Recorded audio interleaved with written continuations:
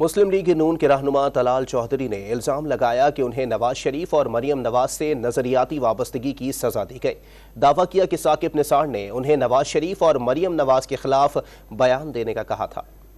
अल्लाह गवाह है, मैं आज फिर कहता हूं, खुदा की कसम मैंने तौहीन अदालत नहीं की थी, ना मेरी नीयत तौहीन अदालत की थी।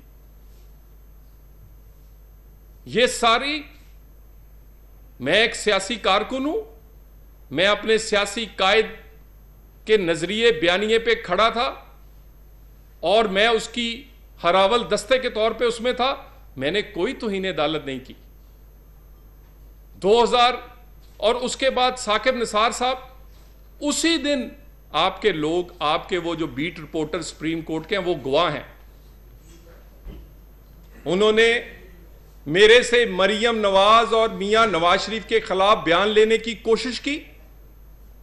सिर्फ कोशिश नहीं की, अपील सुनने से एक रात पहले मुझे मैसेज भिजवाया। मैं दोबारा कह दूं, साकिब निसार ने, कि अगर तुमने मेरी मर्जी का बयान नवाज शरीफ और मरियम नवाज के खिलाफ ना दिया तो सुबह तुम्हें सजा कम नहीं होगी बल्कि सजा बढ़ाई जाएगी।